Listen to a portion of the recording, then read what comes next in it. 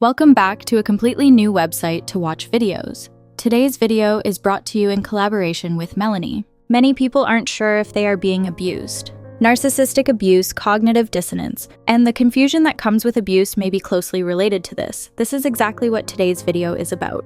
Awareness and solutions to empower you to break free from narcissistic abuse. Know that this video is about any narcissist in your life.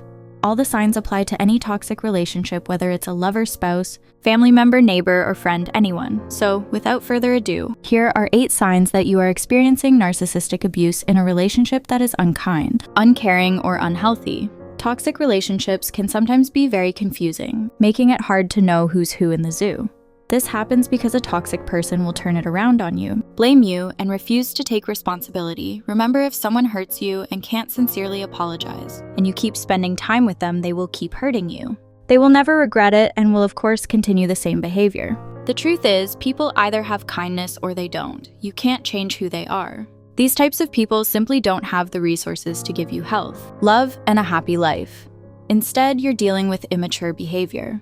And giving up pieces of yourself to comply. A sign of narcissistic relationships is being bent out of shape over triggers that mature adults wouldn't find upsetting. They believe they deserve and expect special treatment, and may demand, become upset, punish, or even explode if they don't get it.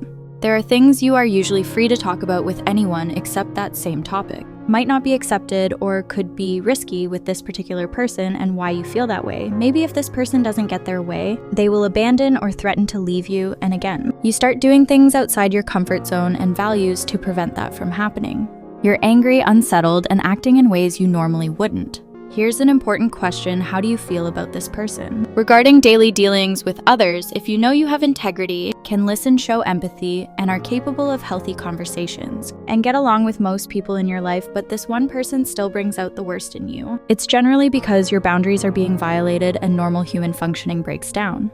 The circular arguments you face make your head spin because they circle around irrelevant, meaningless points. Narcissists say your accusations about their disloyalty when confronted or argue to manipulate you into something unhealthy. You find yourself trying to prove you're a good person because narcissists often accuse you of all the things they are and do, like lacking integrity, love, and care for others, lying, being unfaithful, and making everything about themselves. They want to use people for their own benefit, and naturally you feel angry and try your best to prove and convince them otherwise. This is another deadly trap narcissists use to keep you tied to them. If you believe that your integrity, character, health, and safety depend on what others think of you, then you are vulnerable to this narcissistic behavior. You're cleaning up the mess connected to a narcissist who brings a lot of drama, rough edges, and bluntness, meaning disaster is always lurking. Narcissists are often bad with details, accountability, or sensitivity. They soar high seeking narcissistic supply and make statements with little or no thought to do the right thing. If your life is connected with one of these people, you usually pay the price for them sorting through their mess and drama, and even lie so they can cover up their tracks. It's like this analogy. When you're watering the grass behind the house, they try to keep theirs green, but your grass dries up, turns brown, and dies. This is how narcissism operates, and this is what happens to reason. It means being responsible. Narcissists like to draw responsibility into their own lives. By distancing yourself from people like this, you can heal and restart your life with personal responsibility. 6. Your boundaries are breaking down. This is extremely common for those with weak boundaries. When you're around narcissists, do you find it hard to speak up, to stand up for yourself, or maintain boundaries with this particular person? And when you try to do so, are you often criticized, rejected, abandoned, or punished? You might cope with a narcissist by trying to minimize harm and the chaos that erupts. By giving up on asserting your needs, or maybe because you've been overwhelmed with so much helplessness and despair that you find yourself begging or pleading for your boundaries to be respected, only to realize the narcissist has no empathy for you and won't comply, which brings you down to a deeper place of helplessness. 7. You feel addicted to disconnection and excitement. A mistaken addiction happens with narcissists. This is also called trauma bonding. To learn more, you can check the links in the description.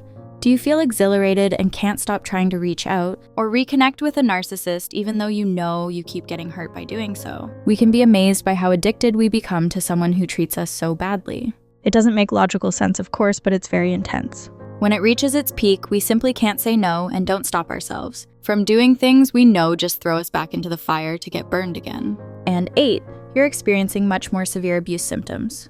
When your inner emotions are screaming for your attention, but you still haven't withdrawn and turned inward to heal, we also begin to break down physically. It may be anxiety, depression, and even bigger issues like fibromyalgia. Adrenal problems, PTSD, and agoraphobia start developing. You lose interest in activities, in people, and in self-care that once energized you. Toxic people in your life increasingly consume your energy and focus. Shame and pain become so overwhelming that we may start avoiding the world, lying to people, hiding, and feeling even more isolated in our feelings and symptoms of grief. This is when we must ask ourselves, how bad does it have to get before we wake up? The truth is, there are many degrees of narcissism, and there are also people who may be clueless and selfish but don't necessarily have narcissistic personality disorder. If someone in your life doesn't share your values and doesn't care about your feelings, then this is not a healthy relationship for you. As soon as we try to change others, it's time to step back and tell ourselves and them, this is who I am and what I need for us to continue. We can lose a lot by leaving. However, like many of us, by leaving, we can ultimately gain the greatest benefit, turning inward to integrate with ourselves, so that we remain whole and able to control our choices and have the strength to care for ourselves, create a healthy, happy life, and truly love. Do you relate to any of these signs? If so, what do you plan to do next? Let us know in the comments below. Once again, this video is brought to you by Melanie Tonia Evans from MTE. Links are in the description if you're interested in learning more about narcissistic abuse. If you want to see more collaborations like this, remember to share this video with someone who might need it.